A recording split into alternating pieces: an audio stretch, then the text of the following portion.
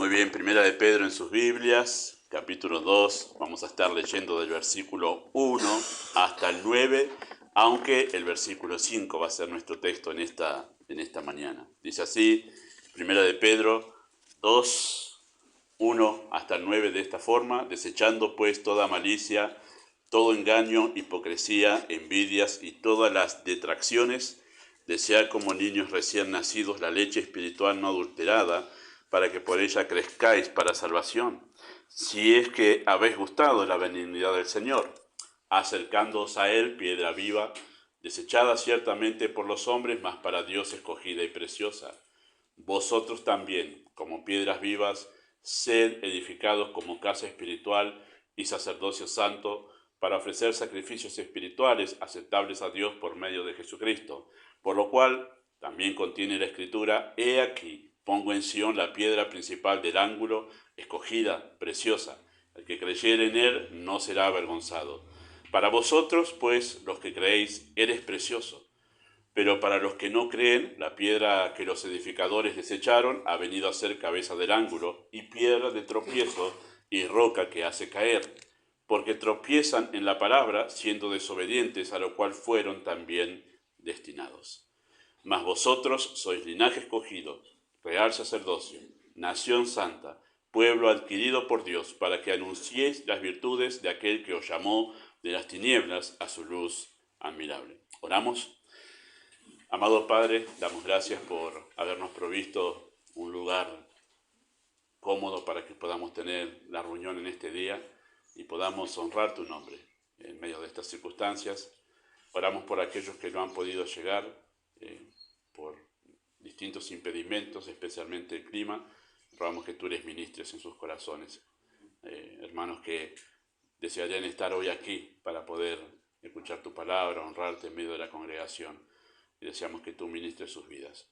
Oramos pidiendo tu bendición en el nombre de Jesús. Amén. Bueno, seguimos con nuestro tema que hemos comenzado en el mes de diciembre y vamos a extenderlo hasta el último domingo de este mes, que es la adoración. Adorar es la respuesta de un alma que se asombra y se deleita en la majestad de Dios. Eso fue el primer estudio que nosotros vimos en este mes, ¿sí? Lo que es en realidad la adoración. Es algo que está en nosotros, con lo cual Dios nos ha creado. Dios nos creó con esa capacidad de asombrarnos para que podamos adorarle con conciencia y de todo corazón. Por eso nos dio esa capacidad que no lo tiene ninguna otra de las criaturas en este mundo, ¿no? Ni los animales no tienen esa capacidad de asombrarse ante lo que es excelente, lo que es bello, ante la sabiduría. No tienen esa capacidad. Nosotros sí hemos sido formados de esa manera, justamente para asombrarnos de Dios, asombrarnos de lo que Él es, de cómo Él es, asombrarnos de cómo obra Él. Y al asombrarnos, bueno, desbordar nosotros en adoración, que es una cosa que nos sale naturalmente. Cuando nosotros nos asombramos, nos deleitamos verdaderamente en Dios, la adoración no hay que forzarla. La adoración surge sola. Es así, porque hemos sido formados de esa manera. Por eso que la adoración, podríamos decir en cierta manera, como que no se enseña. Lo que se enseña es cómo ejercer esa adoración para que sea agradable delante de Dios, ¿no? Adorar es el propósito entonces de nuestra existencia, y solo ahí, cuando nosotros adoramos a Dios, asombrados por su majestad, es que nuestra alma alcanza su plenitud. O sea, nos encontramos realizados, completos. ¿Por qué? Porque cumplimos el propósito por el cual fuimos formados, fuimos creados, ¿no?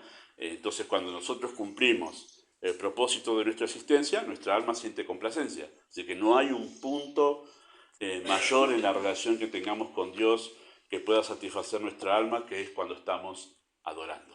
Eso es lo que hemos aprendido nosotros, ¿sí? Y solo por medio de Cristo podemos ofrecer una adoración agradable a Dios. Eso es lo que vimos la semana pasada.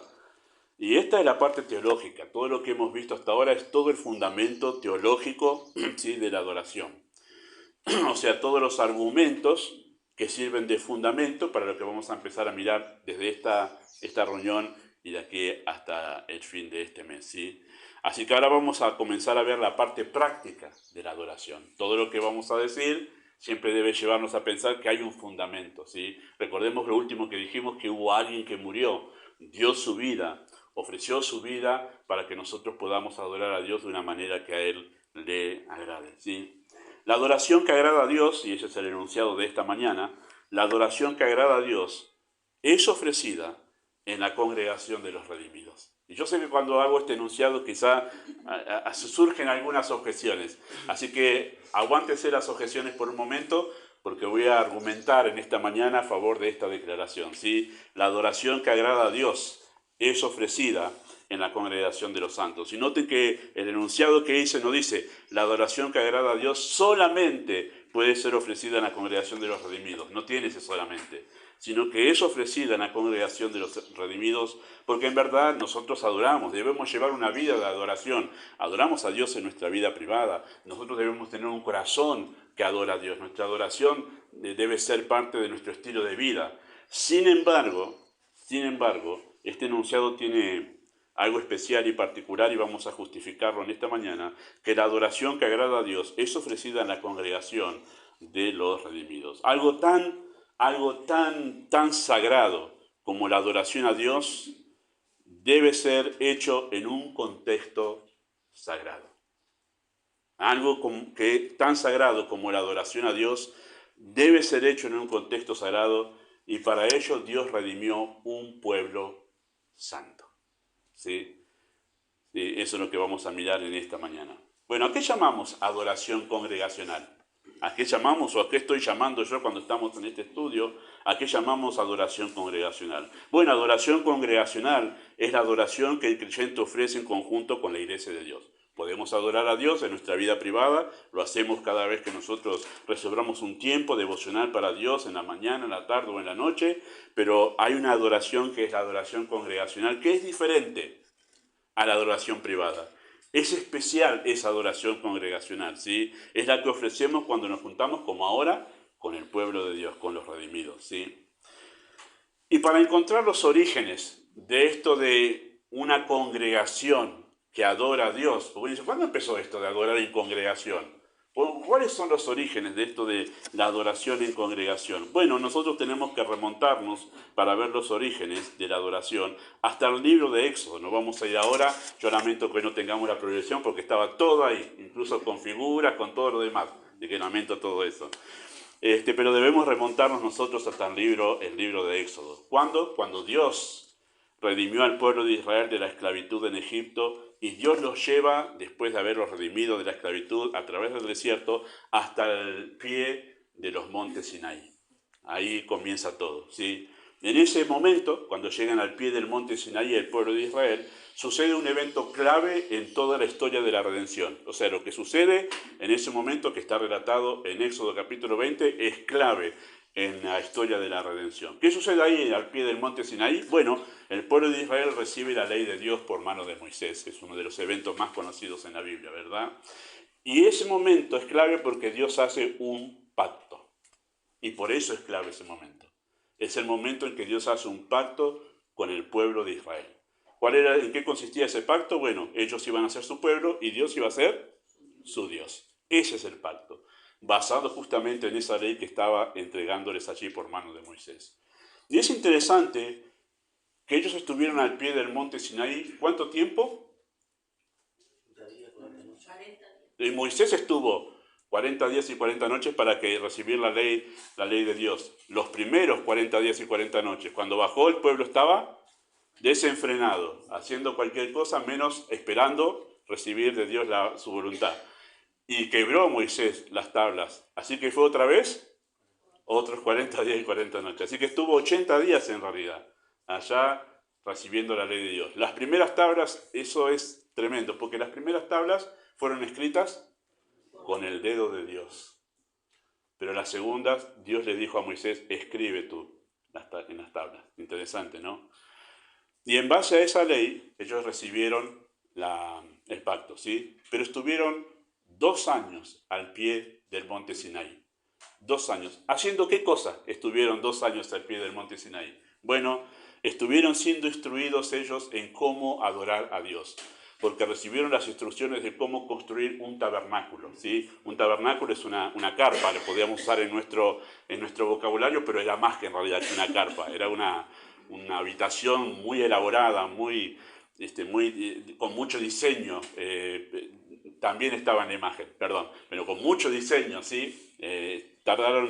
Recibieron esas instrucciones, tardaron 2 años para construirlo, y mientras estaban construyendo el tabernáculo de reunión, así se llamaba, bueno, en ese momento el pueblo estaba siendo instruido en la ley de Dios. ¿Para qué? Para saber cómo adorar.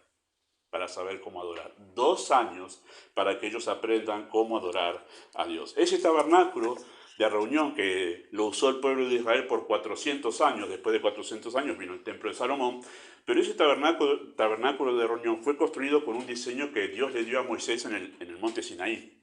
Sí, todos los detalles, cada detalle, hasta lo más mínimo, hasta la distancia que tenía que haber desde la tela hasta el piso, tenía que haber un espacio para que el aire pueda correr. Bueno, todos esos detalles le fueron dados a Moisés por parte de Dios. Y todo lo que había en ese tabernáculo era un simbolismo de la persona y la obra de Cristo. Todo hablaba de Cristo. Por dentro uno entraba todo oro, todo bañado en oro. Por fuera uno veía el tabernáculo y no era muy agradable.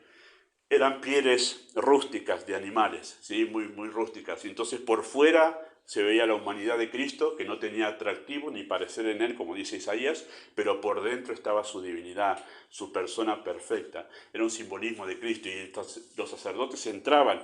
El sumo sacerdote entraba una vez al año hasta el lugar santísimo. Ese lugar estaba dividido en 2 habitaciones, lugar santo, lugar santísimo.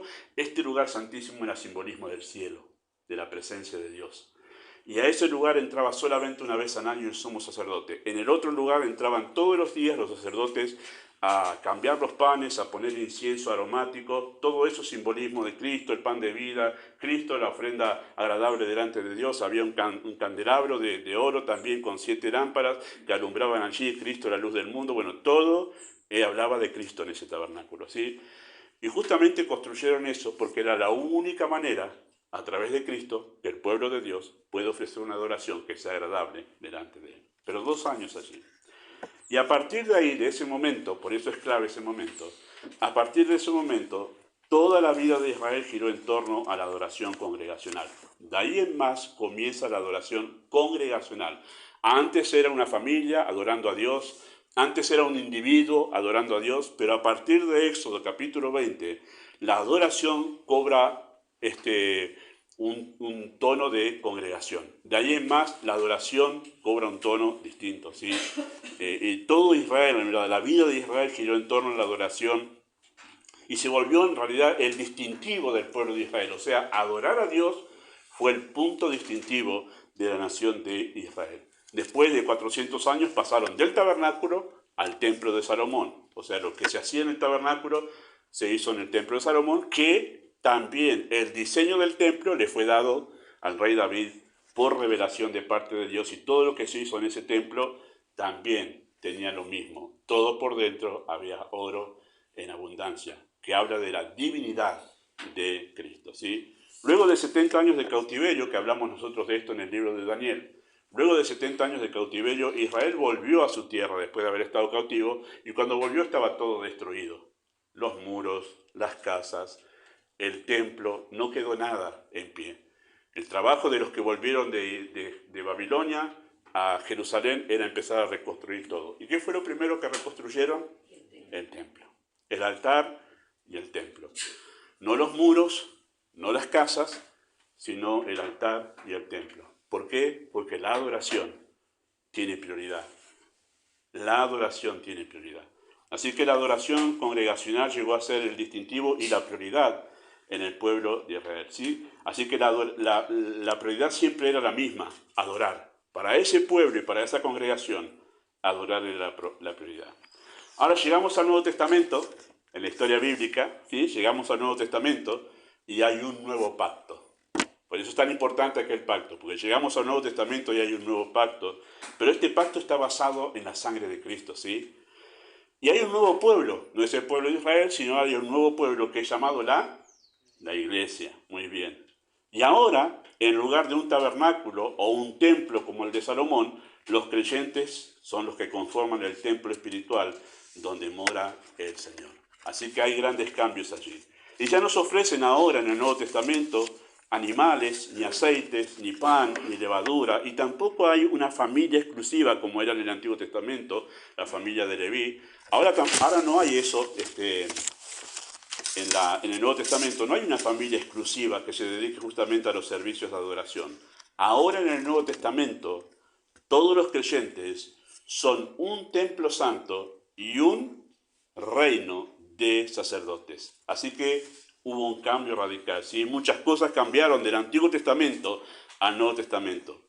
Pero no cambió ni el propósito de la congregación de Dios, ni tampoco la prioridad. La prioridad también es adoración. Eso no cambió. Cambió el pueblo, cambió del templo a personas, dejaron de sacrificarse animales, pero lo que no cambió es la adoración, el propósito por el cual Dios redime a un pueblo. Es interesante que Cristo le dijo a la mujer samaritana esto en Juan capítulo 4, versos 21 y 23, ustedes lo recordarán. Mujer, créeme que la hora viene cuando ni en este monte ni en Jerusalén adoraréis al Padre. La hora viene, y ahora es, cuando los verdaderos adoradores adorarán al Padre en espíritu y en verdad. Cristo le dijo a esa mujer samaritana, se viene un cambio radical.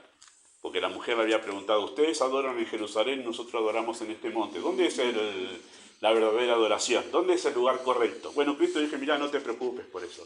Porque se viene un cambio radical y ahora es el cambio radical. Los verdaderos adoradores adoran en espíritu y en verdad. Se viene un cambio radical, cambia la cosa, pero no cambia el propósito, que es adorar. Porque todavía Dios busca y redime adoradores. Ahora es interesante en ese texto que Cristo habla en plural, dice adoradores que adorarán. No dice el verdadero adorador, singular, adorará, sino adoradores en plural, porque habla de una congregación. De aquí en más vamos a notar nosotros que siempre en el Nuevo Testamento se habla en grupo, en congregación. Y para argumentar eso, nosotros simplemente podríamos decir que hay 21 cartas escritas a iglesias. Y las que fueron escritas a individuos son individuos que están relacionados y recibiendo instrucciones para comportarse dentro de una congregación. Así que siempre está relacionado todo con una congregación, ¿sí? Así que el cambio radical que viene no anula, en lo que le está diciendo Cristo a la mujer samaritana, la adoración congregacional. Por el contrario, le da su cumplimiento definitivo. O sea, lo que hacía Israel en el tabernáculo, en el templo, era una figura de lo que realmente se iba a venir cuando Cristo ya completase su obra redentora. O sea, lo que nosotros somos hoy, como el templo de Dios verdadero, como somos nosotros hoy, el reino de sacerdotes, en realidad eso es lo que Dios tenía como propósito final para su pueblo.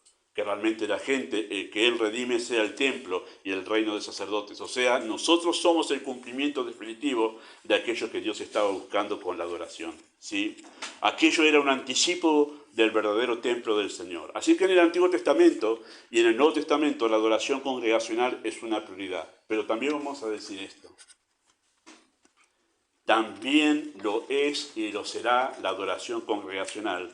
Una prioridad, ¿dónde? En el cielo. Todos los pasajes que se abre y se descorre el telón del cielo en la eternidad, encontramos siempre un ángel, una congregación numerosa de ángeles que están adorando. La adoración, hay un énfasis en la Escritura que es en congregación, en una multitud de personas, en un grupo de personas. Así que la adoración permanece desde ahí en más de Éxodo capítulo 20 como un distintivo particular hecha siempre en la congregación de los redimidos, ¿sí? Así que la adoración congregacional, queridos hermanos, no es una invención humana, es una idea de Dios. ¿Ha escuchado a la gente que dice por allí, sin teología, sin conocimiento de la Biblia? No, yo adoro a Dios en mi casa, eso de las iglesias es un invento de hombres. No, perdónenme, hay un montón de argumentos sólidos en las Escrituras que Dios fue el que tuvo la idea de que la adoración sea ofrecida en la congregación de los redimidos. Así que la adoración congregacional es parte esencial en el propósito de nuestra redención. Y escuchen esto una vez más. La adoración congregacional, que el creyente adore en la congregación de los redimidos, es parte esencial en el propósito de nuestra redención. Y cuando decimos que es esencial, estamos diciendo esto, ¿sí? Estamos significando que es parte esencial de lo que hace a nuestro cristianismo. O sea, lo que hace a nuestra identidad como cristianos, como hijos de Dios, parte importante de eso es la adoración congregacional. El que nosotros adoptemos la costumbre de adorar a Dios en forma congregacional. Ahora notemos cómo esta verdad que acabo de enunciarla recién está expuesta en este texto que acabamos de leer justamente, 1 de Pedro 2:5. Note una vez más, versículo 5 allí. Vosotros también, hablando de los creyentes, como piedras vivas, sed edificados como casa espiritual, sacerdocio santo, para ofrecer sacrificios espirituales agradables a Dios por medio de Jesucristo. Y ahí lamento mucho el power, porque en el power yo acentué los puntos claves de esa declaración del versículo 5. Es ser vosotros, los creyentes. Vosotros, ustedes los creyentes, tienen que ser edificados. Edificados como una casa espiritual y un sacerdocio santo. ¿Para qué tienen que ser edificados? Para ofrecer sacrificios espirituales agradables a Dios por medio de Jesucristo, ¿no? O sea, ustedes crecen espiritualmente, crecen en congregación, no crecen solos, ustedes crecen en congregación con un propósito, para que como congregación, como el templo de Dios, puedan ofrecer sacrificios espirituales a Dios, agradables a Dios, ¿sí? Así que los creyentes debemos ser edificados en comunidad para poder ofrecer adoración. Así que, queridos hermanos, el crecimiento espiritual del creyente está en directa relación con su vida congregacional. Que el creyente pueda crecer conforme al propósito de Dios está en directa relación con su vida congregacional. Voy a decirlo de otra manera. Es muy difícil que un creyente crezca y madure realmente sano en su vida espiritual si no tiene el hábito de poder reunirse con los hijos de Dios para rendirle culto a Dios como una congregación. Es muy difícil eso. Es muy difícil que crezca. ¿Por qué? Porque en el contexto de ese capítulo, noten cómo comienza el capítulo 2, desechando pues toda malicia, todo engaño, hipocresía, envidias y todas distracciones, desead como niños recién nacidos la leche espiritual no adulterada para que por ella crezcáis para salvación. Habla de cómo el creyente crece. En el capítulo anterior habló de cómo es salvo. El capítulo 2 está hablando de cómo crece ese creyente. Y crece con un propósito. Crece para que realmente pueda conformar el templo santo del Señor, que se reúne justamente de una manera regular para poder ofrecer sacrificios espirituales a Dios. Así que el crecimiento espiritual del creyente está en directa relación con su vida congregacional. Un crecimiento espiritual sano me lleva a ver la importancia justamente de la adoración congregacional. Esto es muy lindo verlo cuando los creyentes van creciendo, los salvados que van creciendo. Con el tiempo, cuando van creciendo en su vida espiritual, dicen, no, yo tengo que congregarme. Yo veo la necesidad de congregarme, de realmente separar realmente mi tiempo para poder estar. Bueno, es parte de su crecimiento espiritual. Ver su participación en la congregación de los redimidos como algo especial, importante, y vamos a avanzar ahora un poquito en el estudio, como algo exclusivo. Algo que debe ser exclusivo de todas las demás actividades que tiene. Porque al crecer en la fe, voy tomando conciencia de lo que soy en Cristo. O sea, yo voy creciendo. Ya no solo sé que soy salvo, sino también sé lo que soy en Cristo. Al darme cuenta de lo que soy en Cristo, bueno, yo tengo que estar en la congregación de los redimidos por lo que soy en Cristo. Noten cómo lo hace notar Pedro esta verdad en el texto. Dice, versículo 5, ¿no? Dice que nosotros crecemos como casa espiritual y como real sacerdocio. O sea, al ser salvados, nosotros no solamente somos salvos. O sea, nosotros no solamente recibimos la entrada libre al cielo cuando somos salvos. Hay mucho más que está incluido en esa obra de salvación, en esa obra de redención. No es como algunos piensan, bueno, yo ya oré para recibir a Cristo, tengo el boleto garantizado de entrada a la presencia de Dios. Listo, cuando venga el Señor nos veremos allí, hermanos de la iglesia.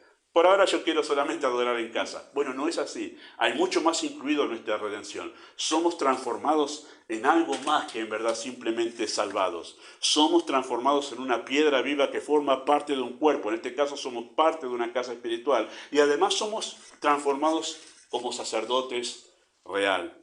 O un sacerdocio santo, después dice sacerdocio real como de la realeza, como de algo importante, ¿sí? Así que Pedro define al individuo salvado como siendo parte de algo. No solamente me salvó el Señor. No, ahora que te salvó sos parte de algo. Eso viene con la salvación. No es que yo elijo, quiero solo salvación, Señor. No, no, no. Es salvación y al instante formás parte de algo. Pero no de algo siempre común, como un club, una asociación social, una casa de beneficencia, una obra social, un comedor infantil. No, sino como parte de algo mucho más importante, que es la casa espiritual donde Dios mora. Dice Pablo en Efesios capítulo 2, para morada de Dios en el Espíritu. Dios mora. En el templo de Salomón, Dios no moraba, era para el nombre de Dios.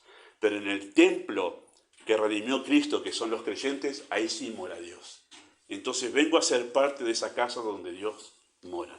Primera de Timoteo 2.5 dice lo mismo, Efesios 2.20 al 22 dice, edificado sobre el fundamento de los apóstoles y profetas, siendo la principal piedra del ángulo Jesucristo, y ahí hace un acento, Pablo, dice, siendo Cristo la piedra principal de ese edificio, en quien todo el edificio bien coordinado va creciendo para ser un templo santo en el Señor, en quien vosotros sois edificados juntamente para morada de Dios en el Espíritu. Esa es la realidad de todo creyente, que debería ser la palpable, práctica en su vida diaria, ¿sí? Pero esa es la realidad de todo creyente. Así que lo que somos en Cristo, coloca a la adoración congregacional en un lugar de importancia superlativa. Esto que hacemos todos los domingos y también los sábados adquiere una relevancia superlativa debido a lo que somos en Cristo. Esto no es un grupo de personas nomás que son amigos y se juntan para poder cantar lindas canciones. Esto es juntarnos para rendirle culto al soberano, al Rey del universo, al Creador de todas las cosas. Y eso hace que esto que hacemos nosotros se transforme en algo de una importancia relevante, superlativa, ¿sí? Así que la adoración congregacional es el reflejo visible de una realidad invisible. La adoración congregacional es el reflejo visible de una realidad invisible. Lo que yo soy en Cristo, en sentido espiritual, que ahora formo parte de su pueblo, se hace visible en mi relación con la iglesia local, con la congregación de los santos. Así que antes que un servidor, Dios hace del salvado un adorador. Y eso deberíamos nosotros apuntar en nuestra iglesia.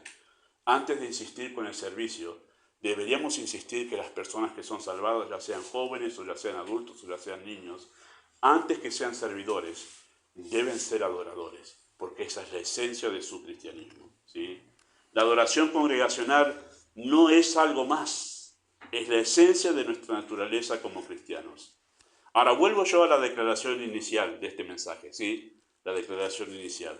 La adoración que agrada a Dios es ofrecida en la congregación de los redimidos y podemos y debemos llevar una vida de adoración personal, pero la adoración debe ser parte de nuestro estilo de vida. Pero está claro, queridos hermanos, que la adoración congregacional es algo especial que no puede ser ni compensado ni suplantado por la adoración individual. Ustedes, si son creyentes fieles, adoran en su vida personal. Lo hacemos todos en realidad. Pero ustedes saben muy bien que no tienen ni comparación con lo que hacemos en forma congregacional. No está el pastor preparado toda la semana para poder escuchar una enseñanza nutritiva en ese momento que tenemos en casa. No está la congregación de los hermanos, con quienes tengo un vínculo espiritual. No está el tiempo de adoración preparado, como están preparados nuestros hermanos para poder llevar adelante el tiempo de cánticos, de adoración.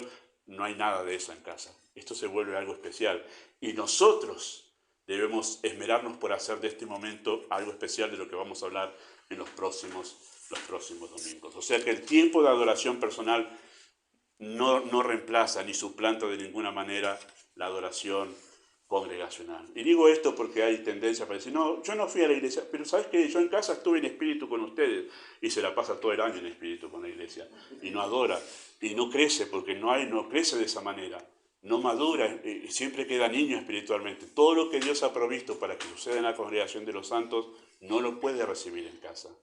Y eso debemos tenerlo en cuenta. Hay algo especial aquí que Dios ha diseñado y no hay manera de cambiarlo. Y todo lo hemos experimentado cuando tuvo la pandemia. Todos dijimos, todo muy bien, el pastor mandaba los mensajes por YouTube, todos podíamos escuchar la enseñanza, la podíamos aprovechar en algún sentido que parábamos el mensaje para hacer alguna cosa y volver o a tomar anotación o lo que sea, pero todos sabemos que nos faltaba algo más. Y es la comunión que hay con los hermanos que solamente pasa en la congregación de los santos. Es más, he tenido que enseñar en ese tiempo en el instituto, una materia en el instituto, y con otros pastores nos dijimos, no es lo mismo. No es lo mismo que estar hablándole a alguien, comunicándole la verdad de corazón a corazón. No es lo mismo. Bueno, cosas que Dios ha diseñado que solo pasan en la congregación de los santos. Queridos hermanos, el libro de los Salmos pone un acento especial en la adoración congregacional. No voy a citar todos, pero me encantó este. Porque este es un salmo mesiánico.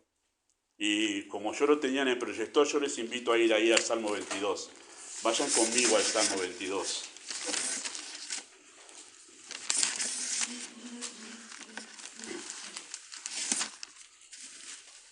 Me cuesta cambiar la dinámica. Todos los pasajes aparecían acá, ahora vamos a buscarlos ahí.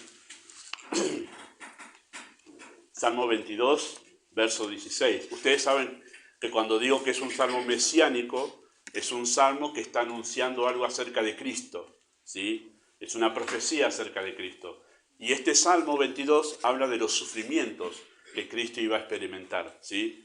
Es interesante que el Salmo 22 habla de los sufrimientos de Cristo y el Salmo 23 habla de Jehová es mi pastor. Y el Salmo 24 es rey, Cristo es rey.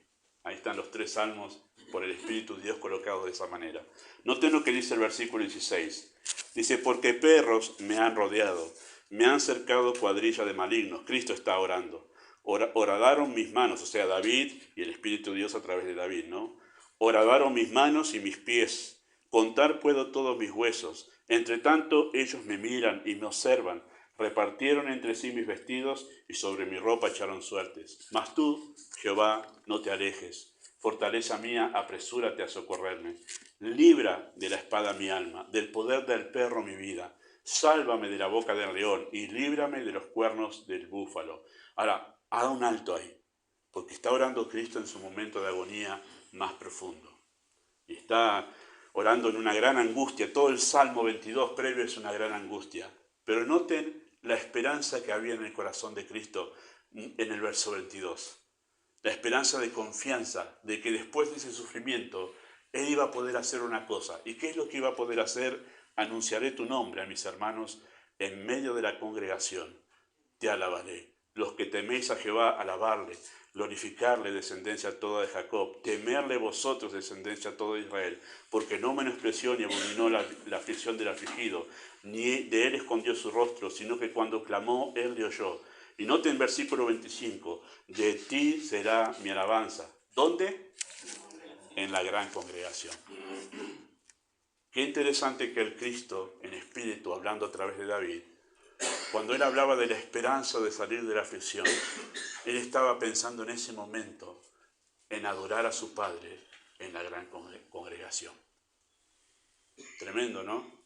Porque eso le da a la adoración congregacional un valor superlativo.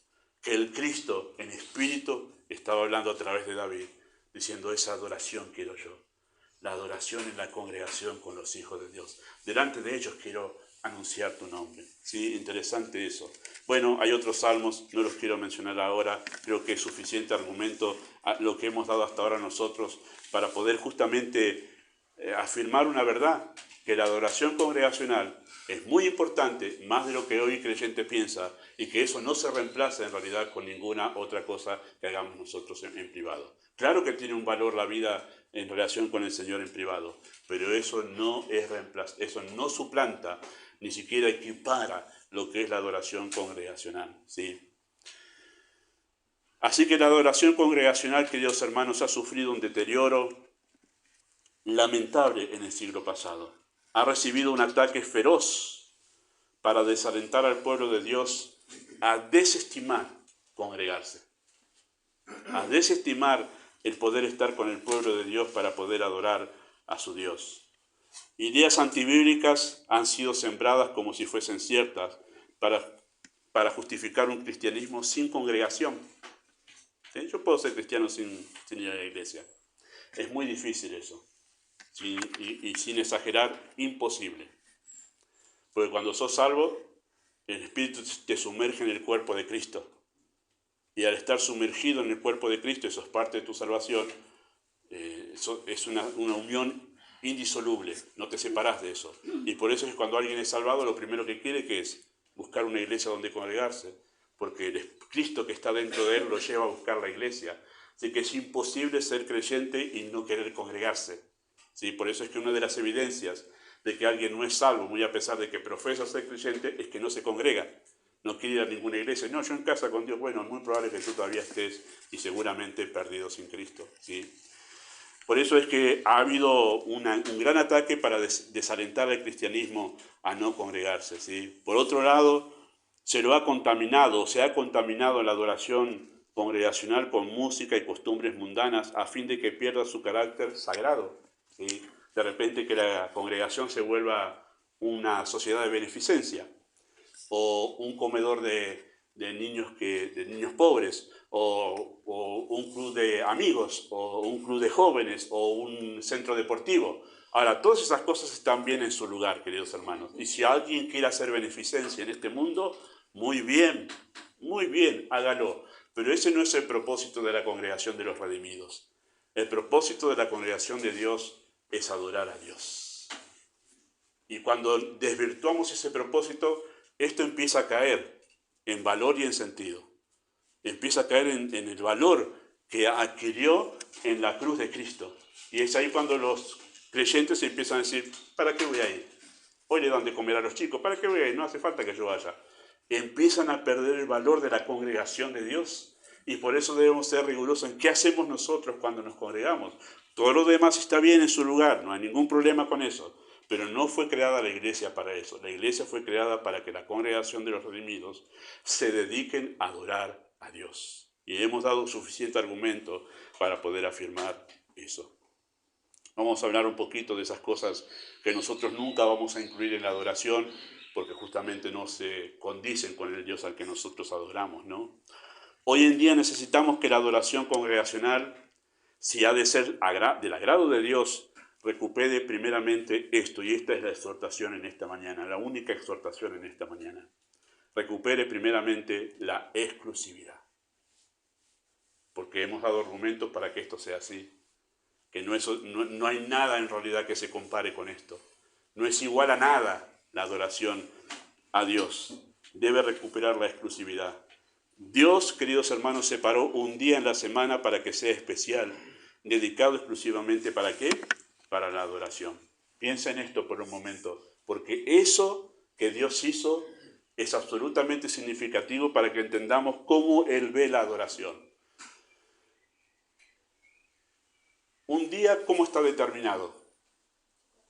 Por el giro que da la Tierra sobre su propio eje, ¿verdad? O sea, un astro sirve para determinar un día. Un año, ¿cómo está determinado?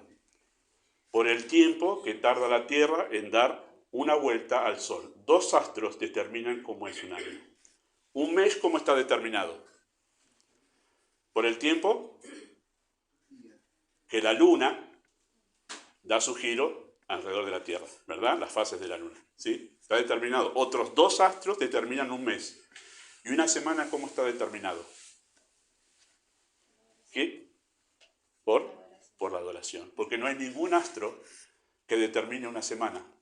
Es lo único en periodo de tiempo que no está determinado por los astros, sino porque Dios dijo cuando terminó la creación, separó el séptimo día y lo santificó. Lo hizo especial, a diferente de los demás días. Este es especial, dijo. Y esa fue una ley universal que permaneció por siempre y se afirmó en la ley del Éxodo capítulo 20 y que en el Nuevo Testamento se siguió practicando. Cada primer día de la semana la iglesia se reunía, apartaba un día y ese día que Dios santificó marcó una semana. Dios determinó eso. La adoración determinó qué es una semana, para hacer acento de que hay un día que debe ser especial para Dios. Interesante eso, ¿no? Hoy en día el gran desafío para no pocos creyentes es hacer del día de adoración un día especial. Para no pocos, la adoración compite con otras actividades y el creyente trata de cronometrar cada minuto para ver cómo puede cumplir con la adoración congregacional y además poder no perderse otras actividades. Y saca cuentas y calcula 15 minutos para esto, pero no me quiero perder el cumpleaños allá. Pero a ver cómo hacemos. Y no, el remis tarda. La adoración compite con un montón de otras cosas. Y Dios la separó. Dijo, 6 días tenés para trabajar. 6 días para dedicarte. Mirá, 6 días para hacer las demás cosas que tenés que hacer. Uno tiene que ser especial. Uno debe ser especial. Hoy en día la adoración ha decaído tanto, en general hablamos, hay excepciones y gracias a Dios que las hay, pero en términos generales ha decaído tanto que dejar de adorar a Dios un día no importa, ven el otro para adorar, pero compite con otras cosas. La adoración no debería competir con nada, debe ser exclusiva, debe ser única, es para Dios. Y eso es lo primero que debemos recuperar si vamos a darle a Dios una adoración que sea agradable a través de Cristo para Él. Debe ser exclusivo, nada, ni preparar comida, ni hacer los mandados, ni porque me olvidé de ir al supermercado ayer, nada, en verdad. Y en verdad si hacemos eso, suplantar, piense nomás que el Hijo de Dios para que usted pueda adorar a Dios su vida. ¿Cómo vamos a blasfemar la cruz de Cristo de esa manera, reemplazando a aquel que Él dio su vida para que nosotros podamos adorar? La adoración debe recuperar la exclusividad en el corazón de los creyentes para que pueda honrar y exaltar la persona de Cristo en la medida que Él merece serlo en medio de su pueblo. Amado Dios, oramos en el nombre de Cristo, pidiendo que tú obres para formar de esta iglesia una iglesia que realmente cumpla el propósito por la cual tú la has formado. Adorar tu nombre de una manera que ponga en alto la persona de Cristo y la majestad de tu persona. Pedimos tu bendición en nombre de Jesús. Amén. ¿Tenemos alguno? ¿No? Muy bien.